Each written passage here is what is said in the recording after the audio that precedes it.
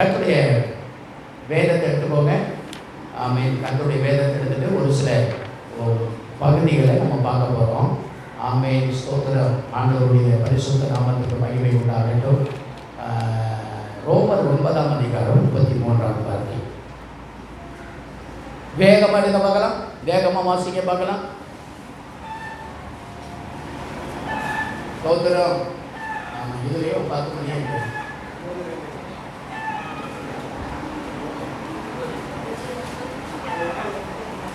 ரோமர் புஸ்தகம் 9ஆம் அதிகாரம் 33வது வார்த்தை. என்னங்க?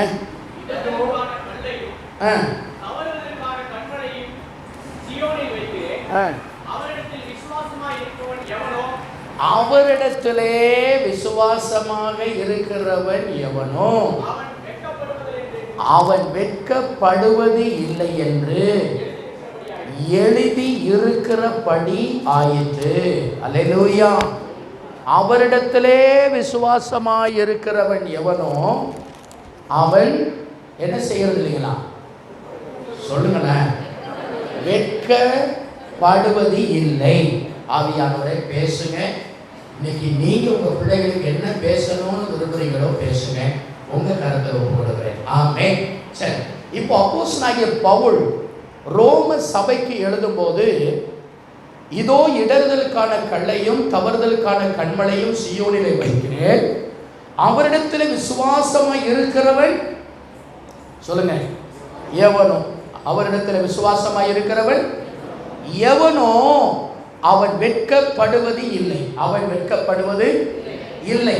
இப்போ அப்போஸ்தலனாகிய பவுல் ரோம சபைக்கு விசுவாசத்தை குறித்து எழுதுகிறார். அவரிடத்தில் யாரு விசுவாசமாக இருந்தாலும் சரி, அவங்க வெட்கப்பட்டு போக மாட்டாங்க. ஏன் எவனோங்கிற வார்த்தையை அங்கே கொண்டு வந்திருக்கிறாரு அப்படின்னா, ரோம சபையை பவுல் தன்னுடைய பிரயாண நாட்களிலே அவர் ஆரம்பிச்ச சபை. அவர் ஒவ்வொரு இடங்களிலும் கலாத்தியா, கப்பத்தோக்கியா, சிரிசியா இப்படி இடங்களில் போய் பிரயாணம் பண்ணி சபைகளை ஆரம்பித்து அதற்கு பிறகு ரோமாபுரிக்கு வந்து சபை ஆரம்பிக்கிறார்.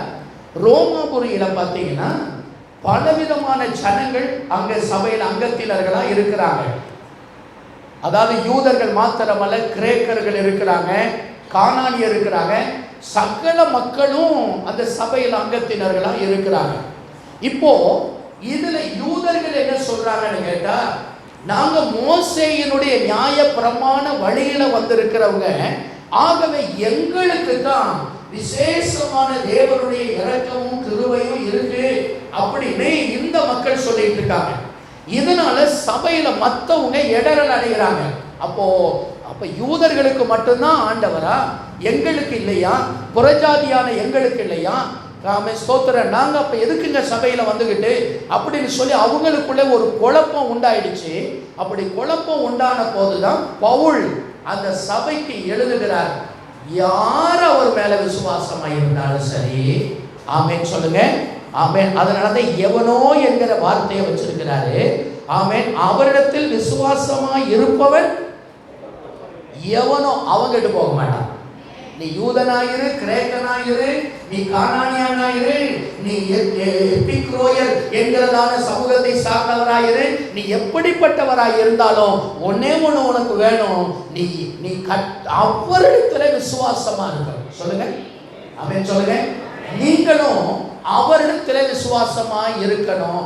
அப்படி இருந்தா நீங்க கெட்டு போக மாட்டீங்க. எத்தனை பேர் ஆமென் சொல்றீங்க? அல்லேலூயா. என்ன வசனம் சொல்லுதுன்னா, கெட்டு போவது இல்லை. சொல்லுங்க. கெட்டு போவது இல்லை. ஒரு பால் கெட்டு போற மாதிரி, ஒரு சாதம் கெட்டு போற மாதிரி, ஒரு உப்பு சாரப்பட்டு போய் கெட்டு போற மாதிரி, அது யூஸ் இல்லாம போகிற மாதிரி நீங்க யூஸ் இல்லாம போக மாட்டீங்க. நீங்க யூஸா மாறுவீங்க, நீங்க பிரயோஜனப்படுவீங்க, நீங்க ஆசீர்வதிக்கப்படுவீங்க, நீங்க இரக்கங்களை பெறுவீங்க. எப்போ தெரியுமா? நீங்க படிச்சதுனால அல்லது பெரிய நிலைமையில இருக்கிறதுனால, பணம் இருக்கிறதுனால, காசு இருக்கிறதுனால அப்படி இல்லை. நீங்க அவரிடத்துல விசுவாசமா இருந்தா. சொல்லுங்க. சொல்லுங்க. அவரிடத்துல விசுவாசமா இருந்தா நீங்க என்ன செய்ய மாட்டீங்க? கெட்டு போக மாட்டீங்க. யாரிடத்துல விசுவாசமா இருக்கணும்? ஆண்டவராகிய இயேசு கிறிஸ்துவின் மேல விசுவாசமா இருக்கணும். நான் அடிக்கடி சொல்லுவேன், ஒரு நம்பிக்கையாளரா இருக்காதீங்க, நீங்க விசுவாசிகளா இருங்க. அல்லேலூயா. நம்பிக்கையாளர்கள் கிறிஸ்துவின் மேல் உள்ள நம்பிக்கையாளர்களாக அல்ல. நான் ஒரு கிறிஸ்துவ நம்பிக்கையாளர் அல்ல, நான் ஆண்டவருடைய விசுவாசியாக இருக்கிறேன். சொல்லுங்க, நான் ஆண்டவருடைய விசுவாசியாக இருக்கிறேன். சொல்லுங்க, ஆண்டவரே ஆமென், என்னை விசுவாசத்தில் வைத்திருப்பதற்காக சோதனை. சரி, இதெல்லாம் சொல்லிட்டு இன்னும் விளக்கம் சொல்றதுக்காக ஆமென் 4ஆம் அதிகாரத்துல பவுல் இங்க நம்முடைய ஆதி விசுவாச தகப்பனாகிய ஆபிரகாம இப்போ நமக்கு சொல்லி கொடுக்கிறார். அதாவது ரோம சபைக்கு சொல்றாரு பாருங்க, 4ஆம் அதிகாரத்துல 3வது வார்த்தை. வேத வாக்கியம் என்ன சொல்லுகிறது? ஆபிரகாம் தேவனை. இப்ப ஆபிரகாம் ஏங்க கொண்டு வராரு? இவன் தேவனுக்கு சம்பந்தம் இல்லாத ஒரு ஆளு, தேவனுக்கு சம்பந்தம் இல்லாத ஆளுதான் இந்த ஆபிரகாம். கல்தேய நாட்டை சார்ந்தவன், விக்கிரகங்களை பரம்பரையா தோல் மேல சுமந்து வித்து குழைச்சவங்க. இவனுக்கும் ஆண்டவருக்கும் எந்த சம்பந்தமும் இல்லை, உறவும் இல்லை. இப்ப ஏன் இந்த ரோமர் புஸ்தகத்துல ஆபிரகாம் இங்க கொண்டு வர்றாருன்னா, வேத வாக்கியம் என்ன சொல்லுகிறது? ஆபிரகாம் தேவனை விசுவாசிச்சான். சொல்லுங்க, ஆபிரகாம் தேவனை குறித்து தெரியாது, அவன் யாருன்னே தெரியாது. ஆனால் ஆண்டவர் கூப்பிட்ட உடனே ஆண்டவரை விசுவாசிக்கிறான். ஆமென் சொல்லுங்க. எப்பா நீ ஆளு கிடையாது, உன்னை நான் போய் எப்படி இது பண்ணட்டும் அப்படின்னு இல்லை. நீ யாரா இருந்தாலும் அவர் மேல விசுவாசம் வச்ச கெட்டு போக மாட்டேன். ஆமென் சொல்லுங்க. வேத வாக்கியம் என்ன சொல்லுங்க? ஆபிரகாம் தேவனை விசுவாசித்தான், அது அவனுக்கு என்ன பண்ணலாம்? நீதியாக எண்ணப்பட்டது. அதுல 9ஆம் அதிகாரம் பாருங்க. இந்த வாக்கியம் விருத்த சேதனம் உள்ளவனுக்கு மாத்திரம் வருமோ? விருத்த சேதனம் இல்லாதவனுக்கு வருமோ?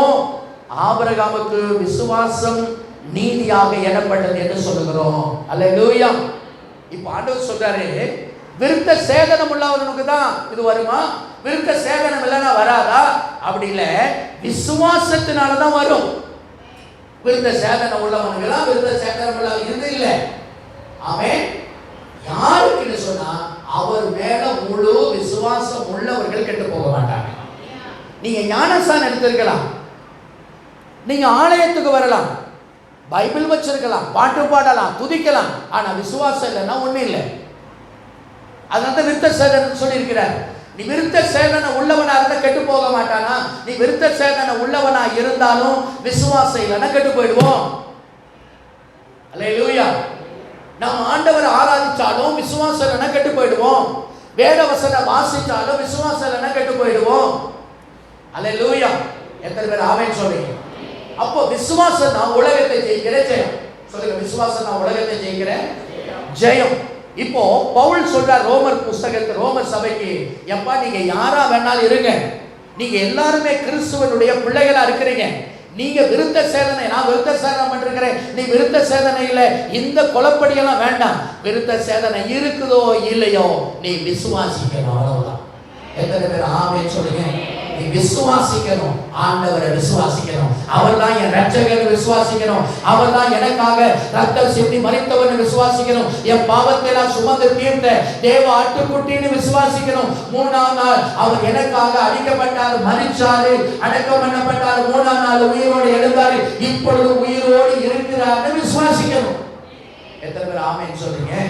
அல்லேலூயா. சரி, இப்போ ஆபிரகாம் எதை விசுவாசிச்சான் அப்படின்னா, நீங்க வாசித்து பாருங்க. ஆதியாகமம் 15ஆம் அதிகாரம். ஆதியாகமத்துக்கு போயிடுங்க. 15ஆம் அதிகாரம் கொஞ்சம் வேகம் பண்ணுங்க. 15ஆம் அதிகாரம் 1லிருந்து சில வசனங்களை வாசிங்க. இந்த காரியங்கள் நடந்த பின்பு ஆபிரகாமுக்கு ஆண்டவர் என்ன பண்றாருன்னா, தரிசனத்துல, ஆமென், ஆபிரகாமே பயப்படாத, நான் உனக்கு என்ன இருக்கிறேன்? கேடகமும் மகா பெரிய பலனுமா இருக்கிறேன். Thank you brother. இப்போ ஆண்டவர் இந்த ஆபிரகாமுக்கு தரிசனமாகிறார். சொல்லுங்க, தரிசனமாகிறார். சொல்லுங்க. தரிசனம்னா உங்களுக்கு தெரியல, சொப்பனம் வேற, தரிசனம் வேற. சொப்பனம் வந்து கண்ணை மூடி தூங்கும் போது பார்க்கிறது. தரிசனம் என்பது தூங்காம கண்களை திறந்து இருக்கும் போது பார்க்கிறது தரிசனம். இப்ப ஆண்டவர் ஆபிரகாமுக்கு தரிசனத்துல வந்து பேசுறாரு. அப்படிதானங்களா? எந்த காரியம் நடந்த பின்கிறது மேல இருக்கிற காரியங்களை பாருங்க. சோதம் குமார ராஜா நிறைய கொண்டாந்து கொடுக்குற, என்ன உனக்குரியது ஒண்ணுமே எனக்கு வேணாம், உன் சரட்டை உன் பாதரட்ச வாறு எனக்கு வேணாம். இந்த சப்ஜெக்ட் எல்லாம் முடிஞ்சிட்ட பிறகு இப்போ ஆபிரகாமோட ஆண்டவர் பேசுறாரு, நீ பயப்படாத, நான் உனக்கு என்னவா இருக்கிறேன், மகா பெரிய பலனும் கேடகமா இருக்கிறேன் அப்படின்னு சொல்ற. அதற்கு ஆபிரகாம் கர்த்தராகிய ஆண்டவரே, அடியானுக்கு என்ன தருவீர்? நான் என்ன இல்லாம இருக்கேன், பிள்ளை இல்லாமல் இருக்கிறேனே. தமஸ்கு ஊரான எலியேசரின் வீட்டு விசாரணை கர்த்தனாய் இருக்கிறான் என்றார். இப்போ ஆபிரகாம ஆண்டவர் ஏற்கனவே ஆதியாகமம் 12ஆம் அதிகாரத்துல கூப்பிடும் போதே 7 விதமான ஆசீர்வாதங்களை கொடுக்கிறார். இந்த 7 விதமான ஆசீர்வாதத்திலையும் முதல் ஆசீர்வாதம் புத்திர சந்தான ஆசீர்வாதம். ஆமென் சொல்லுங்க. உன்னை ஆசீர்வதிப்பேன், உன் பேரை பெருமைப்படுத்துவேன், உன் சந்ததிய வானத்து நட்சத்திரத்தை போல கடற்கரை மணலை போல மாத்துவேன்னு வாக்கு கொடுத்துட்டாரு. ஆனா 7 ஆசீர்வாதத்துல 6 நிறைவேறிடுச்சு. ஒண்ணு அந்த முதல் கொடுத்த ஆசீர்வாதம் மாத்திரம் நிறைவேறாம இருக்குது. அது மாத்திரம் பெண்டிங் ஆண்டவர் வச்சிருக்கிறார். நல்ல கவனிங்க. எத்தனை ஆசீர்வாதம் கொடுத்தாரு? 7 விதமான ஆசீர்வாதம். 7ல 6 நிறைவேறிச்சு. நீங்க ஆதியாகமம் 13ஆம் அதிகாரம் 1-2 வாசித்து பார்த்தீங்கன்னா ஆண்டவர் ஏற்கனவே 6 நிறைவேற்றிட்டார். சொல்லுங்க. 6 ஆபிரகாம் சீமானாய் இருந்தான். வெள்ளியும் பொண்ணும் வேலைக்காரனும் வேலைக்காரிகளையும் ஆடுகளையும் மாடுகளையும் உடைய சீமானா இருந்தான். ஆண்டவர் நிறைவேற்றிட்டாரா? அப்படின்னா ஆண்டவர் நிறைவேற்றிட்டாரா இல்லையா? அப்ப நிறைவேற்றப்படாம என்ன இருக்குது? மொத ஆசீர்வாதம் இருக்கு. ஆமென். இப்போ இது லேட் ஆகிட்டே இருக்குது. இப்போ ஆபிரகாம் சொல்றான், ஆண்டவரே எனக்கு என்னத்தை தருவீங்க? எனக்கு தான் பிள்ளை தரேன்னு சொன்னீங்க, பிள்ளை தராம இருக்கிறீங்க. என் வீட்டில் எலையாசன் ஒருத்தன் இருக்கிறான், அவன் தான் வேலைக்காரனா, எல்லா வேலைக்காரங்களுக்கும் தலைமை வேலைக்காரனா இருக்கிறான். என் சொத்தெல்லாம் அவன் தான் எடுத்துக்கிட்டு போக போறான். ஏன்னா எனக்கு தான் பிள்ளை இல்லையே, எனக்கு தான் ஆசீர்வாதம் இல்லையே அப்படின்னு ஆண்டவர் அவனை வெளியே கூப்பிட்டு இப்ப சொல்றாரு 6வது வசனத்துல.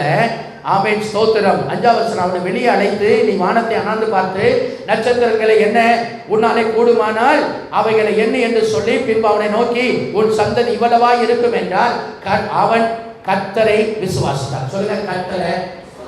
இப்ப 12ஆம் அதிகாரத்துல சொன்னதான் இப்ப சொன்னாரு. ஆதியாகமம் 12ஆம் அதிகாரத்துல சொன்னதான் இப்ப இங்கேயும் சொல்றாரு. உனக்கு இந்த வானத்தை வாரு, எவ்வளவு நட்சத்திரம் இருக்கு, கடற்கரை மணலை பாரு எவ்வளவு இருக்கு, அப்படி உனக்கு செய்வேன் அப்படின்னு எப்ப சொல்றாருன்னா 86 வயசுல சொல்றாரு. 75 வயசுல சொன்னாரு. எத்தனை வயசுல சொன்னாரு?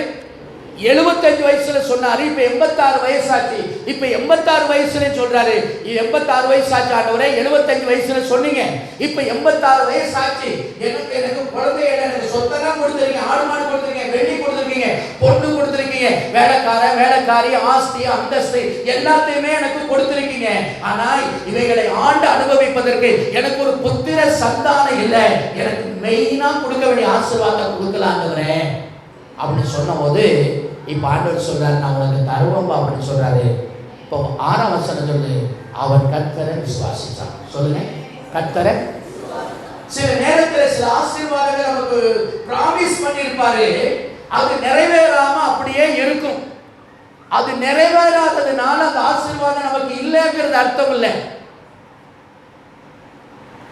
காலங்கள் மாறினாலும் சூழ்நிலைகள் மாறினாலும் கர்த்தர் அவர் வாக்குத்தத்தம் பண்ணினதை கண்டிப்பா நிறைவேற்றியே தீர்வார்.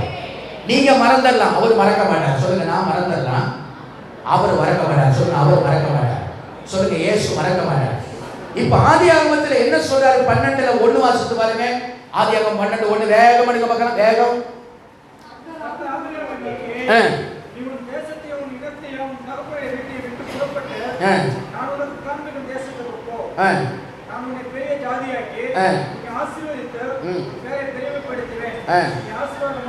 சரிங்க, தேங்க்யூ பிரதர். இப்போ முதல் ஆண்டவர் கொடுக்கிற வாக்குத்தத்தம் இதான். ஆதியாகமத்துல கொடுக்கிற அந்த வாக்குத்தத்தம் இதான், உன்னை ஆசீர்வதிப்பேன், உன் பேரை பெருமைப்படுத்துவேன்னு சொல்றாரு. சரிங்களா? இப்போ ஆபிரகாம் எதை விசுவாசிச்சான்? ஆண்டவருடைய வார்த்தையை. சொல்லுங்க. ஏன்னா ஆண்டவர் நேரடியா ஒரு உருவத்துல அவனுக்கு நின்று அடையாளம் காட்டாரு. இதுவரைக்கும் அவங்க தாத்தா காலத்துல இருந்து தேராத காலத்துல இருந்து அவன் வெறும் சிலையை தான் பார்த்துட்டு இருந்திருக்கான். அவங்க அப்பா அவங்க தாத்தா சிலையை செஞ்சாரு, அடுத்து அவங்க தாத்தா அப்பா சிலையை செஞ்சாரு. ஆபிரகாம் அவங்க குடும்பமா தூக்கி வித்து குழைக்கிறாங்க. இவங்களுக்கு தெரிஞ்சதெல்லாம் ஒரு உருவம், ஏதோ ஒரு மண்ணுல ஏதோ ஒரு உருவம். ஆனா இப்ப பேசுற அந்த சத்தத்தை கேட்கிறான், உருவம் இல்லை. சொல்லுங்க, உருவம் இல்லை, சத்தத்தை கேட்கிறான். இப்போ இதுவரைக்கும் அந்த சத்தத்தை கேட்காதவன் அது யாருன்னு தெரியல. ஆனா ஆண்டவர் பேசுறாரு, நான் தான் பேசுறேன், நான் தான் உன்னை ஆண்டவர், நான் தான் உன்னை உண்டாக்குனவர், நான் தான் உன்னை உருவாக்குனவர், நான் தான் உன்னை படைச்சவர், நான் தான் உன்னை தாயின் கர்ப்பத்தில் உருவாக்குவனே, உன்னை பேர் சொல்லி அழைச்சவர் அப்படின்னு பேசும்போது இது யாருன்னு தெரியாத ஆண்டவரே, நீங்க இதுவரைக்கும் உங்களை பார்த்ததில்லை, எங்க தாத்தா காலத்திலிருந்து நாங்க இதை தான் செஞ்சுக்கிட்டு இருக்கோம், இது நீங்க உங்க சத்தம் மாத்திரதான் கேட்குது, ஆமேன், உங்களை யாருன்னே தெரியாதுன்னு அவன் சொல்லல. இதுவரைக்கும் ஆண்டவரை பார்க்கல. ஆனா இப்போ ஆண்டவர் பேசுறாரு, அந்த வார்த்தையை அப்படியே நம்பினான். சொல்லுங்க, அப்படியே ஆண்டவர் வார்த்தையை நம்பினான். சொல்லுங்க, வார்த்தையை நம்பினான். எல்லாரும் சொல்லுங்க, வார்த்தையை நம்பினான். ஆதியிலே வார்த்தை இருந்தது, அந்த வார்த்தை தேவனிடத்தில், அந்த வார்த்தை தேவனாய் இருந்தது அல்லவா, அந்த வார்த்தையை நம்பினான். சொல்லுங்க, வார்த்தையை நம்பணும். சொல்லுங்களேன், சொல்ல மாட்டேங்கிறீங்க. ஆண்டவர் சொன்னாரு, கண்டு விசுவாசிக்கிறவனை பார்க்கணும், காணாம விசுவாசிக்கிறவன் தான் பாக்கியவான். இப்ப ஆபிரகாம் இதுவரைக்கும் யெகோவா தேவனை கண்டதில்லை, இதுவரைக்கும் பார்த்ததில்லை. அவர் பேசுறாரு, பேசுறத காதுல நல்லா கேட்கிறான். கேட்ட உடனே அந்த வார்த்தை அப்படியே கொஞ்சம் கூட சந்தேகம் இல்லாம விசுவாசிச்சு அந்த வார்த்தையின் மேல நம்பிக்கை வச்சு, ஆண்டவர் எந்த தேசம்னு சொல்லல, நான் காமிக்கிற தேசத்துக்கு போன்னு சொன்னாட்டு மூட்டை முடிச்ச கண்ணீர் கிளம்பினான். இதான் விசுவாசம். அப்படின்னு சொல்லுங்க. நம்மளாம் என்ன பண்ணிருப்போம், ஆண்டவரே நீங்க யாருங்க, உங்க பேர் என்னங்க, நீங்க எந்த ஊருங்க, நீங்க யாருங்க, என்ன விவரம் விளக்கமெல்லாம் கேட்டுருவோம். ஆனால் ஆபிரகாம் அப்படி ஒரு வார்த்தையும் கேட்கல. ஆண்டவர் பேசினாரு, அந்த வார்த்தையை விசுவாசிச்சான், அவன் புறப்பட்டு போனான். அல்லேலூயா. 13ஆம் அதிகாரம் 2வது வசனத்துல நீங்க வாசித்து பார்த்தீங்கன்னா, ஆபிரகாம் சீமானா மாத்திட்டார். ஆபிரகாம் சீமானா, சொல்லுங்க, ஆபிரகாம் சீமானா ஆண்டவர் வாக்குத்தத்தத்தை நிறைவேற்றிட்டார். ஆமென் சொல்லுங்க. வெள்ளியும் பொண்ணும் எல்லாம் ஆசீர்வாதம் வந்துருச்சு. அப்ப யாருக்கு தெரியுங்க ஆசீர்வாதம் வரும்? யாருக்கு? ஆமா, ஆண்டவருடைய வார்த்தையை விசுவாசிக்கிறோம். ஆண்டவர் சொன்னாரு, உன்னை வாழாக்குவேன், தலையாக்குவேன். ஆமென், நீங்க ஆக்குவீங்க ஆண்டவரே, நான் விசுவாசிக்கிறேன். உன்னை கீழாக்காம மேலாக்குவேன். எப்படி ஆக்குவீங்க ஆண்டவரே? இல்ல, அவர் சொல்லிட்டாரு, அவர் எப்படி செய்வார்? சொல்லுங்க. அப்படின்னு ஒண்ணு இல்லையே, இதுவரைக்கும் அப்படி ஒண்ணு இல்லை. பாவமா பரிதாபமா இருக்கிறீங்க. அல்லேலூயா. நான் ஆவியானவர் சொல்றாரு, உன்னை வாழாக்காம. இது சொன்னவர் யாரு? ஆமா, மழையும் பார்க்க மாட்டீங்க, காத்தையும் பார்க்க மாட்டீங்க, ஆனா பள்ளத்தாக்குகள் எங்கோ தண்ணீரால. அதான் வார்த்தை. அந்த வார்த்தையை விசுவாசிக்கணும். இந்த வார்த்தையை விசுவாசிக்கிறவங்க தான் ஆண்டவரை விசுவாசிப்பாங்க. ஆண்டவரை விசுவாசிக்கிறீங்க, வார்த்தையை விசுவாசிப்பாங்க. வார்த்தையை விசுவாசிக்காத ஆளு ஆண்டவரை விசுவாசிக்க மாட்டாங்க. எத்தனை பேர் ஆமென் சொல்லுங்க? இப்போ ஆண்டவருடைய வார்த்தையை ஆபிரகாம் விசுவாசிக்கிறான், அது அவனுக்கு நீதியாக இடப்பட்டது. இப்போ உங்க வாழ்க்கையில நீங்க ஆண்டவர் உங்களுக்கு கொடுக்கிற வார்த்தையை விசுவாசிச்சு அந்த நம்பிக்கையோட சுதந்திரிச்சீங்கன்னா நீங்க ஆசீர்வதிக்கப்பட்டிருவீங்க. ஆமென் சொல்லுங்க. எத்தனை பேர் சொல்லுங்க ஆமென்? சொல்லுங்க, வார்த்தையின் மேல விசுவாசம். சொல்லுங்க, வார்த்தையின் மேல விசுவாசம். இப்போ ஆபிரகாமுக்கு 86 வயசு வந்துருச்சு. இப்போ இந்த சாராள் அம்மா கொஞ்சம் குழப்படி உண்டாக்கிடுச்சு. நல்லா கவனிங்க. கண்ணை மூடி கேட்டாதான் காது கேட்கும். கண்ணுக்கும் காது கேட்க கனெக்ஷன் வச்சிருக்கீங்களோ, கொஞ்சம் கண்ணை மூடனாத பாச காது கேட்கும். ரெண்டையும் ஒன்னா தந்தா கேட்காது அப்படின்னு தோத்துரு. நல்ல கண்ணை தந்து பார்த்து கேளுங்க. கர்த்தர் நல்லவர். ஆமென் சொல்லுங்க. கர்த்தர் நல்லவர். அல்லேலூயா. இப்போ இந்த சாராள் அம்மா பார்த்தாங்க, இவங்க என்ன ஆண்டவர் ஆபிரகாம் கிட்ட வாங்கல, நமக்கும் எனக்கும் வயசாச்சு, உங்களுக்கும் 86 வயசாச்சு. இப்போ ஆண்டவர் நமக்கு வாக்குத்தத்தம் கொடுத்து ரொம்ப வருஷமா ஆகிப்போச்சு. இப்போ உங்களுக்கும் உடம்பு கெட்டு போச்சு, எனக்கும் உடம்பு கெட்டு போச்சு. நான் உங்களுக்கு ஒரு சிம்பிளா ஒரு ஐடியா சொல்றேன், வாங்க. என்ன அப்படின்னா, அவரும் ஆண்டவரும் நமக்கு குழந்தை தர்றேன்னு சொல்லி அவரும் ரொம்ப போராடிக்கிட்டு கிடக்காரு, நாமளும் ரொம்ப கலங்கிட்டு கிடக்கிறோம். ஒரு சிம்பிளா அந்த மேட்டரை முடிச்சிடலாம் வாங்க அப்படின்னு சொல்லி ஒன்றும் பெரிய மேட்ரு இல்லை. எங்கள் வீட்டு நம்ம வீட்டில் தான் ஒரு வேலைக்கார பொண்ணு இருக்குதே, யாரு ஆகாது இருக்காளே, அவளை கல்யாணம் பண்ணிக்க. நானும் உனக்கு பர்மிஷன் தரேன். இல்லை, நீ திருத்தனமாக கல்யாணம் பண்ணது தப்பு. நானே உனக்கு பர்மிஷன் தரேன், கல்யாணம் பண்ணிக்க. நீ அவகிட்ட அவளுக்கு குழந்தை பார்த்தா அது நம்ம குழந்தை தானே, அது நம்ம குழந்தை, ஒன் மூலமாக தான் குழந்தை வருது, ஆகவே அது நம்ம குழந்தை தானே, அது ஆண்டவர் அட்ஜஸ்ட் பண்ணிக்கிடுவாரு. ஆண்டவர் பேசினா கேட்டால் சொல்லிக்கிடுவோம். நீ இந்த சிம்பிளான ஐடியாவை சூப்பராக நிறைவேற்றணும்னா ஆபிரகாமுக்கு அந்த ஐடியா சூப்பராக தெரிஞ்சது, அதை செஞ்சுட்ட. அத சில நேரத்தில் சாந்தா இப்படிலாம் தவறா நம்மளை கைட் பண்ணுவான். ஏன் ரொம்ப போராடிக்கிட்டு இருக்க? இந்த சிம்பிளா ஒரு ஐடியா இருக்குதே செய்ய. அவரு என்னைக்கு நீ தருவாரு, நீ என்னைக்கு வாங்க போற? இப்போ வயசு 17ஆவது, உனக்கு எத்தனை வயசாகி போச்சு, இன்னும் ஏன் போராடி இருக்க? அவரு என் ஆண்டவரை போய் அவரையும் போட்டு நீ தொந்தரவு பண்ணிக்கிட்டு இருக்கிற. இதை சிம்பிளான ஐடியா, இது ஆண்டவர் கொடுக்குற ஐடியாவை ஏற்றுக்கவே, இதை செய்ய, இது சக்சஸ் பண்ணிடும். சில நேரத்தில் சாத்தான் கொடுக்குற ஐடியா ரொம்ப பெஸ்டா தோணும், ஆனா அது பயங்கர குழப்பத்தை உண்டாக்கிடும். வாழ்நாள் முழுசும் குழப்பத்தை உண்டாகும். சொல்லுங்க, வாழ்நாள் முழுசும். சொல்லுங்க, வாழ்நாள் முழுசும். சாத்தானுக்கு செவி கொடுக்காதீங்க. ஆண்டவர் உங்களுக்கு சொல்ற வார்த்தையின் மேல விசுவாசம் வைங்க. இல்ல, என் தேவன் எனக்கு தர்றேன்னு சொல்லிட்டாரு, அதை நிச்சயமாய் தருவார் என்று ஆபிரகாம் அந்த இடத்துலயும் கொஞ்சம் ஆழமா இருந்திருக்கணும். ஆனா ஆவி உற்சாகம் உள்ளதுதான் மாமிசம். மாமிசம் கொஞ்சம் அப்பப்போ அப்படி கொஞ்சம் கோளாறு விடும். அதனால தான் பவுல் சொல்றாரு, உங்க மாமிசத்தை சிலுவையில அடிச்சு வேலை முடிஞ்சது. பக்கத்துல பார்த்து சொல்லுங்க, உங்க மாமிசத்தை சிலுவையில அடிச்சது வேலை முடிஞ்சது. என்ன பாச சிலுவையில இருந்து சாவடிக்க சொல்றீங்களா? உங்கள் ஆசை இச்சைகளை, உங்கள் சரீரத்தை அடக்கி ஒடுக்கி கிறிஸ்துவுக்கு கீழ்ப்படுத்தி சிலுவையில அடிச்சது. சொல்லுங்க, என் சரீரத்தை அடக்கி ஒடுக்கி கிறிஸ்துவுக்குள்ள கீழ்ப்படுத்தி சிலுவையில ஆணி வச்சு அடிச்சிருக்கேன். அப்ப இந்த ஆசை இச்சைகள் என்ன பண்ணணும்? செத்துரும். ஆபிரகாம் நல்ல விசுவாசம் உள்ளவர் தான், ஆண்டவருடைய வார்த்தையை கேட்டவர் தான்.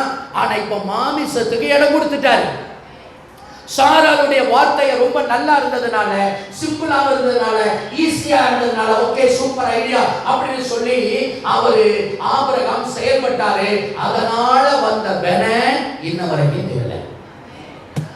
இன்ன வரைக்கும் இந்த பிரச்சனை. ஆண்டவர் ஆபிரகாம் மேல ரொம்ப கோவப்பட்டார். ஏன் இப்படி பண்ணன அப்படின்னு சொல்லி. ஆனால் ஆண்டவர் திரும்ப மன்னிச்சுட்டார். எத்தனை பேர் ஆமே சொல்லுங்க? அதனால தான் பாச ஆண்டவர் மன்னிச்சு வந்தா நான் இந்த வேலையை செஞ்சுட்டு இருக்கிறேன். ஹலோ, ஆதியாகமம் 15ஆம் அதிகாரத்துக்கு வாங்க. ஆதியாகமம் 15ஆம் அதிகாரம் அது 6வது வசனம் வாசிக்கிறபடியே 6வது வசனம் வாசிங்க.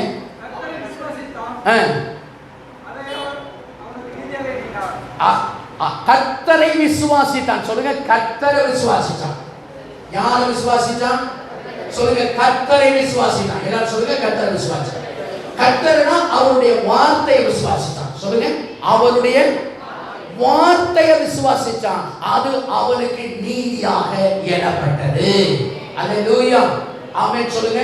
அது அவனுக்கு ஆமென். ஆபிரகாம் அவர் வார்த்தையின் மேல விசுவாசம் வந்துச்சு. ஆதியாகமத்துக்கு உங்க திருப்போமா, கொஞ்சம் வேகமா போய் முடிக்கிறேன். ஆதியாகமம் 18ஆம் அதிகாரம்.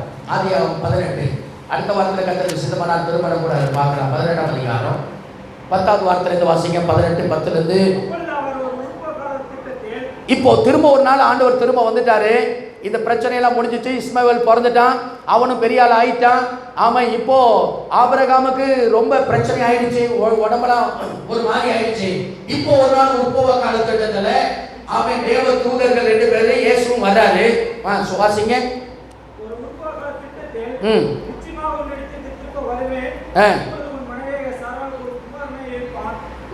உன் மனைவி சாராளுக்கு ஒரு குழந்தை கண்டிப்பா இருப்பான் என்றால், சாராள் அவளுக்கு பிரதியுத்தரமாக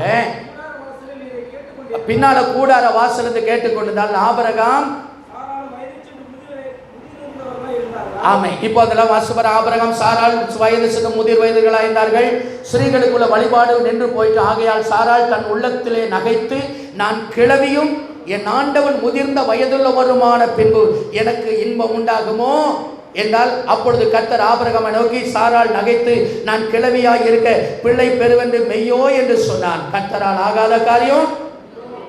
இப்போ ஆண்டவர் ஒரு நாள் வந்து சொல்றாரு, அப்பா ஆபிரகாம், நான் திரும்ப ஒரு டைம் வருவேன், அப்போ நிச்சயமா உன் மனைவி சாராள் ஒரு குழந்தையை கையில வச்சுக்கிட்டு இருப்பா அப்படின்னு சொன்ன. சாராளுக்கு சிரிப்பு தாங்க முடியல.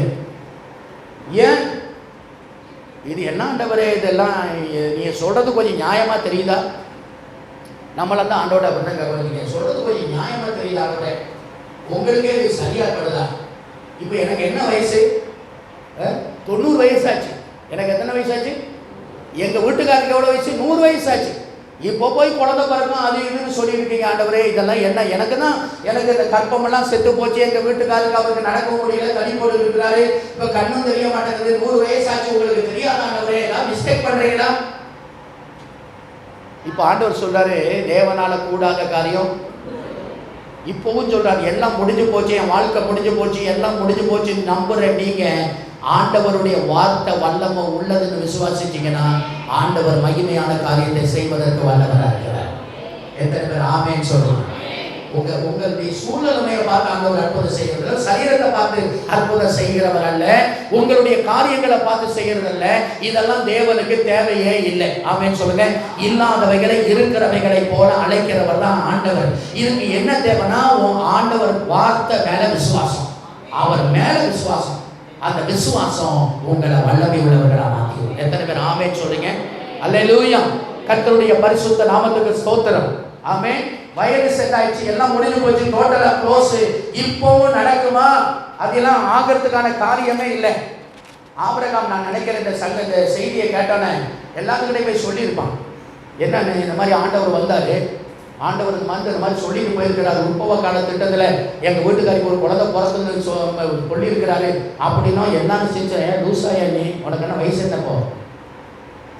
ஆண்டவர் சொன்னாலும் ஒரு நல்ல வயசுல சொன்னா பரவாயில்ல, நீயே நாளைக்கு சாவு போகிற மாதிரி இருக்கு, எல்லாமே போச்சு. இப்போ போய் ஆண்டவர் சொன்னார் நடக்குமா? ஊர் உலகத்தில் எங்கேயாவது நடக்க, நீ உனக்கு வயசு தெரிஞ்சது கேட்டுப்பாரு. எங்கேயாவது 100 வயசு கிழவனுக்கு 90 வயசு கிழவிக்கு குழந்தை பிறந்திருக்கு, நீ எங்கேயாவது கேட்டுப்பாரு. மருத்துவத்தில் விஞ்ஞானத்தில் எதுலையுமே கிடையாது. நீ என்னமோ பெதட்டிக்கிட்டு கிடக்கிற, ஒண்ணும் இல்லை. இது உன்னுடைய தவறான எண்ணம், தவறான சிந்தனை, தவறான உன்னுடைய நம்பிக்கை. விட்டுட்டு வேலையை பாரு. எத்தனை பேர் கவனிக்கிறீங்க?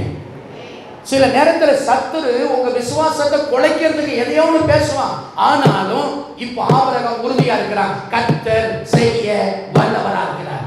எத்தனை பேர் ஆமென் சொல்லுங்க? கர்த்தர் செய்வதற்கு சொல்லுங்க, கர்த்தர் செய்வதற்கு வல்லவரா இருக்கிறார். இப்ப நேரா சோதர் ரோமருக்கு வாங்க, 4ஆம் அதிகாரத்துக்கு வாங்க. ரோமர் 4ஆம் அதிகாரம் 17ஆவது வசனம் டப்புன்னு வாசிக்க பார்க்கலாம். ரோமர் 14. ஆமென் ஸ்தோத்திரம். 4:17. அநேக ஜாதிகளுக்கு தகப்பனாவே, அநேக ஜாதிகளுக்கு தகப்பனாக ஏற்படுத்தினேன் என்று எழுதியிருக்கிறபடி விசுவாசித்தவருமாய் மரித்தோரை உயிர்ப்பித்து இல்லாதவைகளை இருக்கிறவைகளை போல அழைத்தவருமாய் இருக்கிற தேவனுக்கு முன்பாக நாம் எல்லாருக்கும் அவன் எப்படி ஆயிட்டான்? தகப்பனானான். ஆமென் சொல்லுங்க. இப்ப வசனம் என்ன சொல்லுதுன்னா, ஆமென், அநேக ஜாதிகளுக்கு தகப்பனாய் ஏற்படுத்தினேன் என்று எழுதியிருக்கிறபடி அவன் தான் விசுவாசித்தவருமாய் மரித்தோரை உயிர்ப்பித்து இல்லாதவைகளை இருக்கிறவைகளை போல அழைக்கிறவருமாய் இருக்கிற தேவனுக்கு முன்பாக நாம் எல்லாருக்கும் அவன் எப்படி மாறிட்டான்? எப்படி மாறினா? விசுவாசத்தினால. சொல்லுங்க, எப்படி மாறினா? சொல்லுங்க, விசுவாசத்தினால. அல்லேலூயா. சொல்லுங்க, விசுவாசத்தினால. சொல்லுங்க, விசுவாசத்தினால. எல்லாரும் சொல்லுங்க, விசுவாசத்தினால. அல்லேலூயா. ஆண்டவருடைய பிள்ளைகள், அவருடைய வார்த்தையின் மேல நீங்கள் விசுவாசம் உள்ளவர்களாய் இருந்தால் நிச்சயம் உங்களுக்கு ஆண்டவர் அற்புதம் செய்வதற்கு வல்லவராக இருக்கிறார். எத்தனை பேர் ஆமென் சொல்றீங்க? இப்போ வசனத்தை பாருங்க, 19ஆம் வசனம் 18ஆம் வசனம். நான் வேகமா வாசிக்கிறேன். உன் சந்ததி இவ்வளவாய் இருக்கும் என்று சொல்லப்பட்டபடியே தான் அநேக ஜாதிகளுக்கு தகப்பனாவதை நம்புவதற்கு ஏதுவில்லாதிருந்தும் அதை நம்பிக்கையோட விசுவாசம். அவனுக்கு குழந்தை பிறக்கிறதுக்கு எந்த விதமான சாத்திய கூறுகளும் 100% அவன் உடம்புல இல்லாம போன போதும் அவரை விசுவாசிச்சான். இதான் விசுவாசம். ஹலோ சொல்லுங்க. ஹலோ, நீங்க வாழ்வதற்கான சாத்தியக்கூறு கொஞ்சம் கூட இல்லைங்க. ஆனா விசுவாசிங்க, நான் வாழ்வேன்னு விசுவாசிங்க, நீங்க வாழ போறீங்க. எத்தனை பேர் ஆமென் சொல்றீங்க?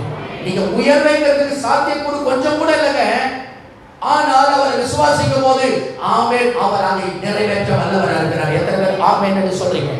அல்லேலூயா. 19வது வசனம், அவன் விசுவாசத்தில் பலவீனமா இருக்கல. உடம்பு பலவீனமா இருந்தது, விசுவாசம் பலவீனமா இருந்தது. சொல்லுங்க, உடம்பு பலவீனமா இருந்தது, விசுவாசம் பலவீனமா. சொல்லுங்க, நமக்கு உடம்பு நல்லா இருக்குங்க, ஆனா இருக்கிற பிரச்சனை என்ன தெரியுமா? விசுவாசம் கொண்டு போயிடுச்சு. அல்லேலூயா.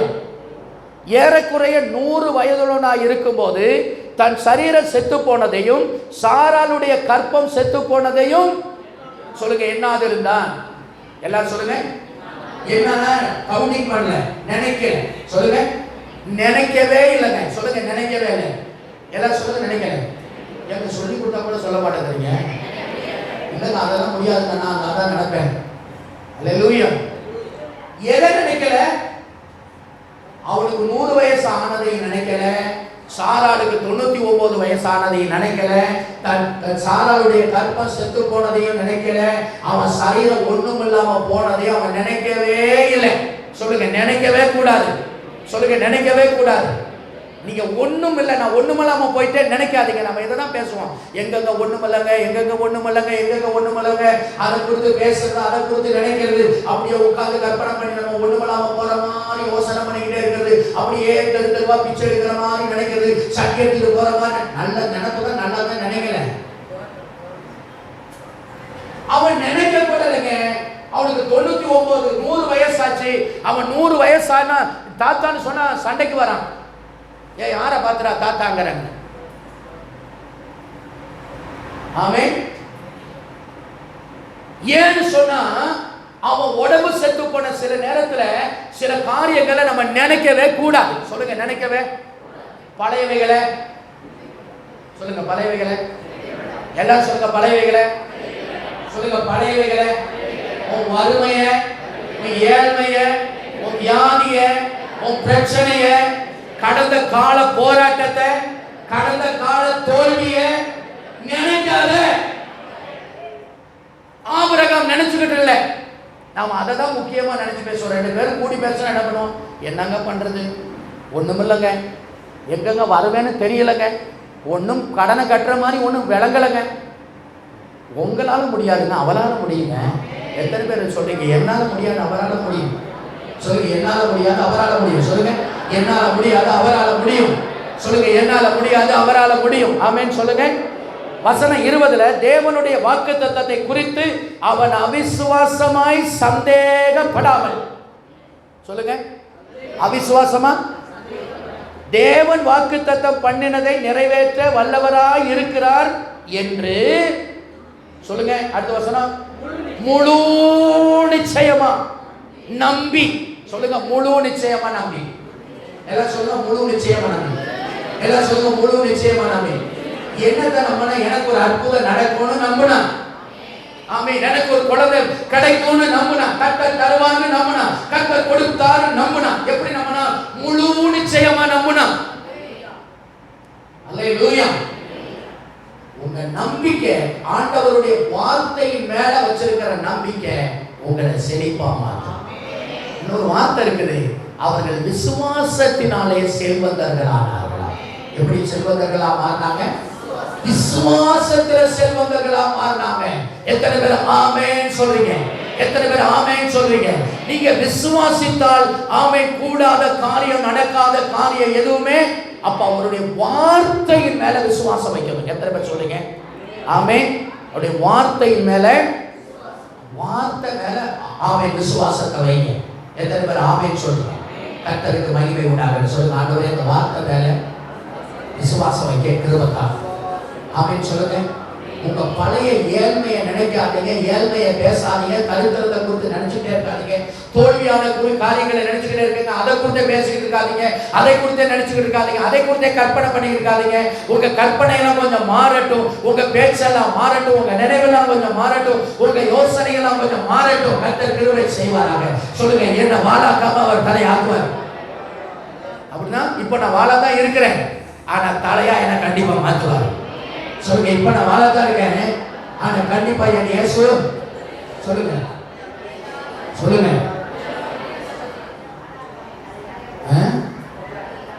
என்ன கண்டிப்பா மாற்றுவார். சொல்லுங்க, என்ன மாத்தாம ஆண்டவர் யாரை மாத்த போறாரு? சொல்லுங்க, என்ன மாத்தாம ஆண்டவர் யாரை மாத்த போறாரு? என்ன மாத்துவார் அவர். சொல்லுங்க, என்ன அவர் மாத்துவார். சொல்லுங்க, என்ன அவர் மாத்துவார். சொல்லுங்க, என்ன அவர் மாத்துவார். அல்லேலூயா. அப்போ வார்த்தையின் மேல விசுவாசம். 2 தீமோத்தேயு 1:12 வாசிங்க. கொஞ்சம் வேகப்படுங்க, டைம் முடிஞ்சது. 1 தீமோத்தேயு 2:12 1:12. கர்த்தருக்கு மகிமை உண்டாகட்டும். என்ன ஓடல வகையா பைபிளே இல்லையா? எப்படி 12 கூட எடுக்க பார்க்கலாம். நான் அதை என்னை பலப்படுத்துகிறேன்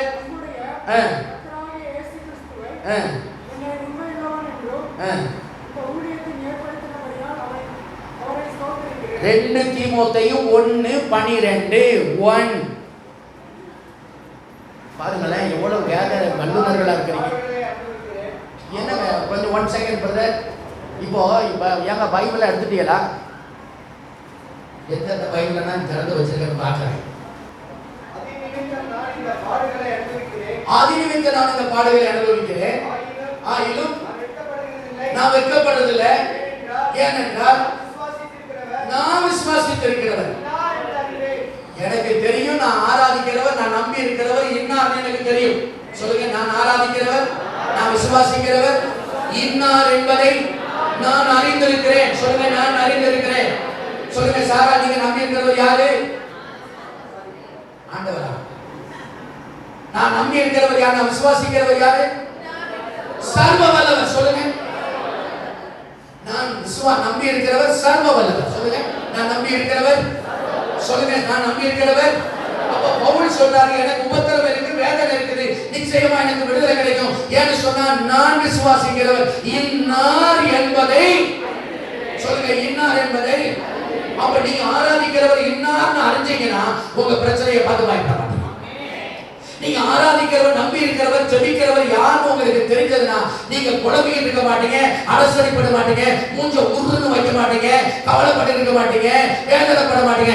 ஏனென்றால் நான் ஆராதிக்கிறவர் இன்னார் என்பதை அறிந்திருக்கிறேன். அவர் மரித்தார், அவர் உயிரோடு எழுந்தார், இப்பொழுது உயிரோடு இருக்கிறார். எத்தனை பேர் ஆமென் அல்லேலூயா. நம்ம செத்து போன கடவுளையா கும்பிடணும்? சொல்லுங்க, எத்தனை பேர் செத்து போன கடவுளை கும்பிடுறீங்க? உயிரோடு இருக்கிறவரை கும்பிடுறோம். எத்தனை பேர் ஆமென் சொல்லுங்க? நான் கும்பிடுறவர் உயிரோடு இருக்கிறார். ஆமென் சொல்லுங்க. இன்னார் என்பதை அறிந்திருக்கிற லூக்கா புத்தகத்துல வாசிங்க. ஆமென். நிறைய நேரம் ஆகுது. லூக்கா சுவிசேஷம் 17ஆம் அதிகாரம் 12ஆவது வார்த்தை கொஞ்சம் எடுங்க, கொஞ்சம் வேகப்படுங்க, கொஞ்சம் வேகமா. அடுத்து மத்தேயு 8:6 எடுங்க. ஸ்தோத்திரம். அவர் ஒரு கிராமத்தில் பிரவேசித்து இருப்பது குஷ்டரோகமுள்ள மனுஷர் குஷ்டரோகமுள்ள மனுஷர் தூரத்துல 10 பேர் வந்து தூரமா நின்னு, இயேசு ஐயரே எங்களுக்கு இறங்கும் என்று சத்தமிட்டார்கள். அவர்களை அவர் பார்த்து, நீங்க போய் ஆசாரியருக்கு உங்களை காமிங்க. போதுங்க. இப்போ அந்த வார்த்தையை எப்படி இந்த குஷ்டரோகிகள் நம்புறாங்க பாருங்க. தொட்டால சுகமாக்கல. சொல்லுங்க, பாப்பா உங்களை தொட்டு சுகமாக்கிறேன்னு சொல்லல. நீங்க சுகமாயிட்டீங்க, உங்களை நான் சுகமாக்கிறேன், விடுதலை உண்டாவதாக சொல்லல. இப்போ குஷ்டரோகிகள் 10 பேர் தூரத்துல இருந்து கூப்பிடுறாங்க, ஏசு ஐயரே எங்களுக்கு என்ன பண்ணுங்க, இறங்குங்கன்னு கூப்பிடுறாங்க. சொல்லுங்க, எங்களுக்கு இறங்குங்க, எங்களுக்கு கிருபை கொடுங்க, எங்களுக்கு தயவு செய்யுங்க கூப்பிடுறாங்க. ஏசு இங்க இருந்து சொல்றாரு, நீங்க போய் ஆசாரியங்கிட்ட உங்களை காமிங்க. சம்பந்தமே இல்லை, சுகமாக்குங்கன்னு கேட்கிறாங்க. ஆண்டவர் என்ன சொல்லியிருக்கணும்? உங்களுக்கு சுகம் உண்டாயிடுச்சு, ஏசு நான் உனக்கு சுகத்தை கட்டளையிட்டேன்னு சொல்லியிருக்கணும். ஆனா இப்ப என்ன சொல்றாருன்னா, நீ போய் ஆசாரியங்கிட்ட உனக்கு காமி. பழைய ஏற்பாட்டு காலத்துல மோசே நியாயப்பிரமாணத்தின்படி ஒருவன் குஷ்டரோகம் பிடித்தால் அந்த குஷ்டரோகம் குணமான பிறகு அவன் போய் ஆசாரியர்கிட்ட காமிக்கணும். இந்த பாருங்க இங்கெல்லாம் இருந்துச்சுங்க, இங்கெல்லாம் இருந்துச்சுங்க அப்படின்னு காமிக்கணும். ஆசாரியன் அவன் என்ன செய்வானா, அவனுடைய வஸ்திரத்தை எடுத்துட்டு அவனுடைய உடம்பை பரிசோதனை பண்ணுவான். எல்லாம் தேடி பார்த்துட்டு அவனுக்கு குஷ்டரோகம் இல்லைங்கிறது உறுதிப்பட்டால் நீ போய் இந்த பலியை செலுத்திட்டு 7 நாள் ஸ்நானம் பண்ணிட்டு நீ போய் உன் குடும்பத்தோட பிரச்சனை. இப்போ 10 பேருக்கு குஷ்டரோகம். இப்போ ஆண்டவர் சொன்னா நீ போய் காமிங்கிறாரு, நீ போய். இப்போ அவங்களுக்கு குஷ்டரோகம் இருக்குது, ஆனா நம்பிட்டாங்க ஆண்டவருடைய வார்த்தையை. ஆண்டவர் சொல்லிட்டாரு, நான் போய் காமிக்க போறேன்னு போறாங்க. எப்படி போறாங்க? அதே குஷ்டரோகத்தோடயே போறாங்க. சொல்லுங்க, அதே குஷ்டரோகத்தோடயே. அவங்க ஆசரிப்பு கூடாரத்துக்கு போறாங்க, தேவாலயத்துக்கு போறாங்க, தேவாலயத்துக்கு அதே குஷ்டரோகத்தோட போறாங்க. அவன் போக போகவே போக போகவே போக போகவே அவங்க சுகமாயிட்டாங்க. எத்தனை பேர் ஆமென் சொல்லுங்க? புரியுதா உங்களுக்கு? போக போகவே அவங்க என்ன ஆயிட்டாங்க? கொஞ்சம் நிமிடா எல்லாம் பார்த்துட்டு கொஞ்சம் செக் பண்ணிட்டு போவோம் அப்படின்னு இல்லை, அவங்க விசுவாசிச்சாங்க. இயேசு சொல்லிட்டாரு, நீ போய் உன்னை காமின்னு சொல்லிட்டாரு. இப்போ நான் போய் காமிக்க போறேன், நான் சுகமாயிட்டேன்னு காமிக்க போறேன். ஆமென் சொல்லுங்க, நான் சுகமாயிட்டேன்னு காமிக்க போறேன். எத்தனை பேர் சொல்லுங்க அல்லேலூயா? இன்னைக்கு ஆண்டவர் சொல்றாரு, உன் வேதனை நீங்கி நீ சுகமா இருன்னு சொல்லிட்டாரு. இனி வேதனை உனக்கு இல்ல. எத்தனை பேர் ஆமென் ஆமென் ஆமென் ஆமென் ஆமென்? எத்தனை பேர் ஆமென் சொல்லுங்க? போக போகவே இதாங்க விசுவாசம். வார்த்தையில விசுவாசம். சொல்லுங்க வார்த்தையில, சொல்லுங்க வார்த்தையில, சொல்லுங்க வார்த்தையில, வார்த்தையில எல்லாம் சொல்லுங்க வார்த்தையில. எத்தனை பேர் வார்த்தையின் மேல விசுவாசம் வைக்கிறீங்க? நீங்க வைச்சிருக்கிற பைபிள் கர்த்தருடைய வார்த்தை, அதுதான் தேவன், அதுதான் ஜீவன், அதுதான் வல்லமை, அதுதான் வல்லமை உள்ளது. இருபுறமும் கருக்குள்ள பட்டயம் உள்ளது. இந்த வார்த்தைக்கு உயிர் இருக்கு. சொல்லுங்க, இந்த வார்த்தைக்கு, இந்த வார்த்தையை நம்முடைய அவங்க வாழ்கிற செயல்படும். நீங்க இயேசுவை சுகமாயிட்டா நம்புங்க, நீங்க கம்ப்ளீட்டா கியூர் ஆயிட்டீங்க. எத்தனை பேர் ஆமென் சொல்லுங்க? 8 மத்தேயு 8:6-10. இப்போ 100 சொல்ற பாருங்க. ஆண்டவரே, என் வேலைக்காரன் வீட்டுல ரொம்ப வேதனைப்பட்டு இருக்கிறான். அடுத்து வாசிக்க கீழே கிடக்குறீங்க. அதற்கு இயேசு, இப்ப ஆண்டவர் சொல்றாரு, அவனை சோதிக்கிறதுக்குனே சொல்றாரு, நான் வந்து அவனை நான் உன் வீட்டுக்கு வரம்பா, உன் வீட்டுக்கு வந்து அந்த வேலைக்காரனை தொட்டு நான் சுகமாக்குறேன்னு சொல்றாரு. இப்போ இவன் 100 என்ன சொல்றான்? ஆண்டவரே, என் வீட்டுக்கு நீங்க வர்றதுக்கு நாளைக்கு எந்த விதத்திலையும் உங்க பாதை என் வீட்டுல படுறதுக்கு நான் எந்த விதத்திலையும் அதுக்கு தகுதியே இல்லை. இப்ப பாருங்க, அந்த வார்த்தை மேல அந்த 100 எவ்வளவு விசுவாசத்துக்கு நீங்க வர தேவையில்லாதவே உங்க வார்த்தையை சொன்னீங்கன்னா போதும். சொல்லுங்க, ஏன்னா அந்த வார்த்தை மேல சொல்லுங்க. எத்தனை பேர் அந்த வார்த்தை மேல நம்பிக்கை? சொல்லுங்க, ஆண்டவரே உங்க வார்த்தை மேல நான் விசுவாசிக்கிறேன். ஆமென் சொல்லுங்க. இப்ப 100 சொல்றா, ஒரு வார்த்தை மாத்திரம் சொல்லுங்க, அப்பொழுது என் வேலைக்காரன். நீங்க ஒரே ஒரு வார்த்தை மட்டும் சொல்லுங்க, ஏன்னா நீங்க தான் வார்த்தை, வார்த்தை தான் நீங்க. சொல்லுங்க, நீங்க தான் வார்த்தை, வார்த்தை தான் நீங்க. நீங்க வார்த்தையை சொன்னா போதும், என் வேலைக்காரன் சுகமாயிடுவான். எத்தனை பேர் ஆமென் சொல்லுங்க? அப்ப வார்த்தையின் மேல விசுவாசம். சொல்லுங்க, வார்த்தையின் மேல, சொல்லுங்க வார்த்தையின் மேல, ஆண்டவர் கொடுத்த வாக்கு தத்தத்தின் மேல நீங்க நம்பிக்கையோட விசுவாசத்தோட ஆமென் என்று நம்புங்க, அது நிறைவேறும். எவ்வளவேனும் சந்தேகப்படாம, சொல்லுங்க, எவ்வளவேனும் சந்தேகப்படாம விசுவாசிக்கணும். சொல்லுங்க, ஆண்டவர் எனக்காக யாவையும் செய்து முடிப்பார். எத்தனை பேர் ஆமென்? செய்வாரா செய்ய மாட்டாரா? எத்தனை பேர் சொல்லுங்க, என் கடன் எல்லாம் அவர் அடைச்சி முடிப்பாரு. அடுத்த கடனை வாங்குறதுக்கு ரெடியா இருக்கிறேன். நான் ஜோம் பண்ணிட்டு இருக்கேன். ஒரு நாள் கடன் வாங்கப்படாதுன்னு ஜோம் பண்ணிட்டு இருக்கேன். 40 நாள் குப்புறப்படுத்தி ஜோம் பண்ணேன். யாரு கடன் கேட்க போனாலும் கடன் விட்டுக்கவே கூடாது. ஆண்டவரே தடுத்துட்டேன், நீ எங்க வேணா முட்டி பாரு, கடன் வாங்க முடியாது. என்ன பாஸ்டர் இப்படி சொல்லிட்டீங்க? வாங்கவே முடியாது. அல்லேலூயா. இருக்கிற கடன் அடைக்கிறதுக்கு இந்த 40 நாளும் உபவாசம் போட்டு கண்ணீரோட ஜெபம் பண்ணிட்டேன். ஆண்டவர் கடன் அடைச்சி தீர்த்துவார். சொல்லுங்க, கடன் அடைச்சி தீர்த்துவார். எத்தனை பேர் நம்மள கடன் அடைச்சி தீர்த்துவார்? ஹல்லேலூயா. அடுத்த கடனுக்கு அடி போடாத வாங்க முடியாது. ஹல்லேலூயா. உனக்கு இருக்கிறத கொண்டு போன என்றாரு. உனக்கு என்ன இருக்கு? ஒரு கொடை எண்ணெய் இருக்கு. சொல்லுங்க, உனக்கு என்ன இருக்கு? ஒரே ஒரு கொடை எண்ணெய் இருக்கு. இப்ப எலியா தீர்க்கதரிசி சொன்னாரு, அப்படியாமா? இப்ப உங்க நம்ம தீர்க்கதரிசிகள் கொஞ்சம் கொஞ்சம் கேட்டு பாரு. அவங்க வந்து ஆளாளுக்கு ஒரு 10 10 20 20 கொடுத்தா கூட குறைச்சிக்குவேன். போய் நான் சொல்ற ரெக்கமெண்டேஷன் பண்றேன். எப்ப வாங்க பார்த்து அம்மா நம்மளோட இந்த தீர்க்கதரிசியுடைய மனைவி அவன் அந்த ஆள் செத்து போயிட்டாரு, இப்ப 2 பசங்களையும் கணக்கார குடிச்சிட்டு போறான், ஆளுக்கு கொஞ்சம் கொஞ்சம் கொடுப்போம் அப்படின்னு சொன்னாரா? கொஞ்சம் கொஞ்சம் வாங்குன்னு சொன்னாரா? இல்ல, உன் வீட்டுல என்ன இருக்கு? ஒரே ஒரு கொடை எண்ணெய் இருக்கு. அந்த எண்ணெயை வச்சு நீ படைச்சிருப்போம். வார்த்தையை நம்பினா ஆசீர்வாதம் வந்துருச்சு. இப்போ உங்க கையில என்ன இருக்கு? அதை வச்சு காரியங்களை செய்ய கர்த்தர் வாழ வைப்பாரு. சொல்லுங்க, உன் கையில என்ன இருக்கு? அதை வச்சு நீங்க பிழைங்க, வேலை செய்ய.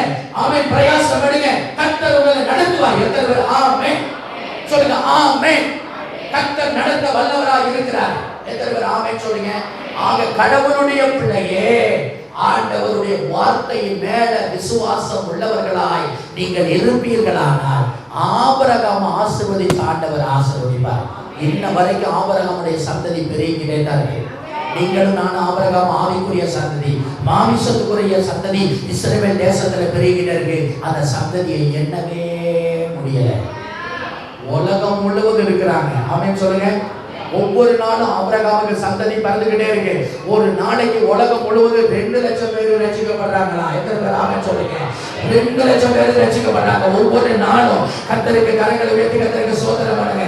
ஒவ்வொரு நாளும் ஆபிரகாமுக்கு எத்தனை பிள்ளைங்க பிறக்கும் தெரியுமா? 2 லட்சம் பிள்ளைங்க பிறந்துகிட்டே இருக்கிறாங்க. கரங்களை உயர்த்தி ஆண்டவருடைய வாக்கு மாறாதது. சொல்லுங்க, வானத்து நட்சத்திரங்களை போல. அல்லேலூயா. ஆமென். ஸ்தோத்திரம். அல்லேலூயா. ஆமென் சொல்லுங்க. ஆண்டவரே, ஒரு மாசத்துக்கு 60 லட்சம் பிள்ளைங்க ஆண்டவருக்கு பிறக்கிறாங்க. ஆபிரகாமுடைய சந்ததியா மாறிக்கிட்டு இருக்காங்க. கரங்களை தட்டி கர்த்தருக்கு மகிமை செலுத்து. ஆண்டவர் வாக்குத்தத்த வழிகளை நிறைவேற்ற வல்லவராக இருக்கிறார். ஆமென் சொல்லுங்க. ஆமென். ஆண்டவர் வாக்கு கொடுத்தவர் வாக்கு மாற மாட்டார். கண்களை மூடி ஜெபம் பண்ணுவோம். நமக்கு நேரம் கொஞ்சம் போயிடுச்சு. வேகமா கண்களை மூடி ஆண்டவருடைய ஜெபம் பண்ணுங்க. ஆண்டவரே, உங்க வார்த்தையின் மேல நான் விசுவாசம் வைக்கிறேன். எஸ் ஹல்லேலூயா. உன் நிலைமை எப்படி வேணாலும் இருக்கட்டும், ஆனால் ஆண்டவருடைய வார்த்தை வல்லமை உள்ளது. உடைய காரியங்கள் எப்படி வேணுமானா இருக்கட்டும், ஆனால் ஆண்டவருடைய வார்த்தை ஜீவன் உள்ளது. உடைய பிரச்சனை எப்படிப்பட்டதாக இருக்கட்டும், ஆண்டவருடைய வார்த்தை அது மகிமையுடன் குணமாக்கும். உங்களுக்கு விடுதலை தரும். எத்தனை பேர் சொல்றீங்க, இன்னைக்கு நான் சந்தோஷமா போறேன், ஏன்னா இயேசுவின் வார்த்தை வல்லமையும் ஜீவனும் உள்ளதாக இருக்கிறது. நல்ல கையா செஞ்சு ஜெபம் ஹல்லேலூயா. கர்த்தரின் சத்தம் வல்லமை உள்ளது. கர்த்தரின் சத்தம் மகத்துவம் உள்ளது. திரண்ட தண்ணீரே, ஜலப்பிரவாகமே, தற்பரன் முழங்குகிறார். அல்லேலூயா. கர்த்தரின் சத்தம் வல்லமை உள்ளது. ஹல்லேலூயா. ஆண்டவருடைய வார்த்தை வல்லமை உள்ளது. சகோதரனே, நீ நினைக்கிறத காட்டில் அவருடைய வார்த்தை வல்லமை உள்ளது. நீ நம்புறத காட்டில் அவருடைய வார்த்தை வல்லமை உள்ளது. ஆமென். இதுவரைக்கும் தெரிஞ்சுக்கிட்டதை காட்டிலும் அவருடைய வார்த்தை வல்லமை உள்ளது. இதுவரைக்கும் நீ அனுபவிச்சதை காட்டிலும் அவருடைய வார்த்தை வல்லமை உள்ளது. எத்தனை பேர் ஆமென் ஆமென் சொல்லுங்க? சொல்லுங்க சொல்லுங்க சொல்லுங்க சொல்லுங்க. இயேசுவே, உம்முடைய வார்த்தை வல்லமை உள்ளது. சொல்லுங்க, உம்முடைய வார்த்தை வல்லமை உள்ளது. நல்ல வாய் நிறைய சொல்லுங்க. இயேசுவே, உம்முடைய வார்த்தை வல்லமை உள்ளது. உம்முடைய வார்த்தை ஜீவன் உள்ளது. உம்முடைய வார்த்தை உயிர்ப்பிக்கிற வார்த்தை. உம்முடைய வார்த்தை மகிமையானது. அல்லேலூயா. அந்த வார்த்தை மரிச்சு அடக்கம் பண்ணப்பட்டு 4 நாளா கல்லறையில் இருந்த லாசருவை அந்த வார்த்தை உயிர்ப்பிச்சு வெளியே கொண்டு வந்துச்சு. ஆமென் சொல்லுங்க. அந்த வார்த்தை உங்களை உயிர்ப்பிக்க போகுது. அந்த வார்த்தை உங்களை உயிர்ப்பிக்க. எத்தனை பேர் சொல்லுங்க, என் இயேசுவின் வார்த்தை, என் இயேசுவின் வார்த்தை என் குடும்பத்தை, என் வாழ்க்கையை உயிர்ப்பிக்கும் உயிர்ப்பிக்கும் உயிர்ப்பிக்கும். அல்லேலூயா அல்லேலூயா. கைகள் விழுந்தால் ஆவியில நிரம்பி, இயேசுவே ஆண்டவரே, உங்க வார்த்தை வல்லமை உள்ளதப்பா. அந்த வார்த்தையை உயிர்ப்பிக்கும், அந்த வார்த்தையை வாழ வைக்கும், அந்த வார்த்தையை பலப்படுத்தும், அந்த வார்த்தையை சுகமாக்கும், அந்த வார்த்தையை விடுதலை கொடுக்கும், அந்த வார்த்தையை தலை நிமிரச் செய்யும். ஹல்லேலூயா. ஒரே வார்த்தை தான் சொன்னாரு, லாசருவே வெளியே வா. அவ்வளவுதான். ஆமென் சொல்லுங்க. அவங்க சிஸ்டர்ஸ் எல்லாம் சொல்றாங்க, அவன் 4 நாள் ஆயிடுச்சு ஆண்டவரே, அவன் ரொம்ப நாரி போயிருப்பான், அவன் உடம்பெல்லாம் கெட்டு நாத்தடிக்கும், அழுகி நாத்தடிச்சு புழுவெல்லாம் வந்திருக்கும். ஆண்டவர் சொல்றார், விசுவாசிச்சா என் பையனே பாப்பா. சொல்லுங்க, விசுவாசிச்சா. அவன் நான் விசுவாசிச்சேனா ஏசப்பாவுடைய மகிமை பாப்பா. எப்பங்க மகிமை பாப்பீங்க? நீங்க வேற ஒண்ணும் செய்ய தேவைங்க. நீங்க மலையேற வேண்டியதில்ல, கடைகளா நடக்க வேண்டியதில்ல, குப்பரை நடக்க வேண்டியதில்ல. நீ நம்புனா போதும். எத்தனை பேர் சொன்னீங்க? எத்தனை பேர் சொன்னீங்க நான் நம்பினா போதும்? அல்லேலூயா. நான் சொல்றேன், உன் வாழ்க்கை தலைகீழா மாறும். நீ கொடுத்த, நீ வாங்குற, நீங்க கொடுக்க ஆரம்பிச்சிருக்கீங்க. சொல்லுங்க, வாங்குற நானே கொடுக்க ஆரம்பிச்சிருவேன். என் கைகள் ஆண்டவர் ஆசீர்வதிப்பாரு. அல்லேலூயா. எத்தனை பேர் ஆமென் சொல்றீங்க? ஆண்டவருடைய வார்த்தை வல்லமை உள்ளது. சொல்லுங்க, ஆண்டவரே உம்முடைய வார்த்தையை நான் விசுவாசிக்கிறேன். உங்க வார்த்தையை நான் விசுவாசிக்கிறேன். சொல்லுங்க, உங்க வார்த்தையை நான் விசுவாசிக்கிறேன். ஆண்டவரே இயேசுவே நீர் வல்லவர். அல்லேலூயா. உங்க வாழ்க்கையை தலைகீழா மாத்திடுவார். ஆமென். கண்ணை திறந்தாச்சு. ஆண்டவர் சொல்றாரு, லாசருவே வெளியே வந்தானா இல்லையா? எத்தனை பேர் வந்தான்னு சொன்னீங்க? எத்தனை பேர் வரலன்னு சொன்னீங்க? வந்தானா? வந்தானா? எத்தனை பேர் சொன்னீங்க லாசர் வெளியே வந்துட்டான்? சொல்லுங்க, லாசர் வெளியே வந்துட்டான். சத்தமா சொல்லுங்க, லாசர் வெளியே வந்துட்டான். எப்படி செத்து போய் அடி நாத்தம் எடுத்து போய் வந்தானா? ஃப்ரெஷ்ஷா ஏசி ரூம்ல இருந்து வர மாதிரி வரான். அல்லேலூயா. உன் வாழ்க்கை கல்லறையில இருக்கிற வாழ்க்கை வெளியே வரும். கட்டப்பட்ட வாழ்க்கை விடுதலை வரும். ஆசீர்வாதம் வரும், சுகம் வரும், பலன் வரும், மேன்மை வரும், உயர்வு வரும், வெற்றி வரும், செழிப்பு வரும், சேமம் வரும், ஜெயம் வரும். அல்லேலூயா. ஆமென் சொல்லுங்க, இயேசு எனக்கு தருவார். அல்லேலூயா. அவர் எனக்கு தர வல்லவரா இருக்கிறார். சொல்லுங்க, அவர் எனக்கு தருவதற்கு வல்லவரா இருக்கிறார். சோர்ந்து போயிடாதீங்க. சோர்ந்து போயிடாம வாழ்க்கை எப்படியே இருக்காது. நீ விசுவாசிக்கிறவர் யார் தெரியுமா? சர்வ வல்லவர். இல்லாததை இருக்கிறதா அழைப்பாரு. இல்லாததை இருக்கிறதா அழைப்பாரு. அவன் எல்லாவற்றையும் எல்லாவற்றாலும் நிரப்புவாரு. அல்லேலூயா. நீங்க வாயிலிருந்து வெள்ளிப்பழத்தை கொடுப்பாரு. கடை கிரியத்தக்கதாக மீன்களை கொடுப்பாரு. 2 மீன் 5 அப்பத்தை 5000க்கு அதிகமான ஜனங்களுக்கு கொடுப்பாரு. நீதியான துணிக்கையை எடுப்பாரு. ஏன்னா அவர் வல்லவர். அல்லேலூயா. சொல்லுங்க, ஆண்டவர் இயேசு வல்லவரா இருக்கிறார். எல்லாரும் எங்கிருப்போமா? உங்க கவலை எல்லாம் மாறட்டும், உங்க வேதனை எல்லாம் மாறட்டும், உங்க துக்கம் எல்லாம் மாறட்டும். உங்க குடும்பம் ஆசீர்வாதமா மாறப்போகுது. கரகராசி சொல்லி, என் குடும்பம் ஆசீர்வாதமா மாறப்போகுது. என் குடும்பம் சொல்லிக்க போகுது. நல்ல விசுவாசம் கையாசி சொல்லி, ஹல்லேலூயா, ஹல்லேலூயா. என் வேதனை, என் துக்கம், என் கவலை, என் கண்ணீர், என் பிரச்சனை எல்லாம் மாறப்போகுது. அல்லேலூயா. ஆண்டவர் சாந்திக்கு ஒரு அற்புதம் செய்வார். கவலைப்படாத. ரிப்போர்ட் எப்படி வேணாலும் இருக்கலாம், ஆனால் இயேசு வல்லவர். சொல்லுங்க, இயேசு. சொல்லுங்க, இயேசு வல்லவர். நம்புறீங்களா? Heal now. Heal now, my Jesus. You are wonderful healer. You are wonderful healer. You are wonderful healer. Touch, touch, touch, touch. கற்பப்பைய கட்ட தொடுங்க. சடனே சடனே heal heal heal heal heal. நீ கேட்டபடியே ஆண்டவருடைய கான் போல ஆபர குழந்தை கொடுப்பார். மருத்துவர் சொல்லியிருக்காங்க, உனக்கு குழந்தை பிறக்கிறதுக்கு வாய்ப்பே கொஞ்சம் கூட இல்லைன்னு. நெவர். அந்த ஆசையை கைவிட்டு, ஆனால் ஆண்டவர் சொல்ற, நான் தருவேன். ஹல்லேலூயா. நல்ல கையில உங்க கர்த்தரை மகிமைப்படுத்துங்க. கர்த்தர் தருவார். நல்ல கையை கட்டி பத்தாது பத்தாது பத்தாது கட்டி கர்த்தர் செய்ய போற அற்புதத்துக்கு பத்தாது. ஒரு சாதி மேல ஆண்டவருடைய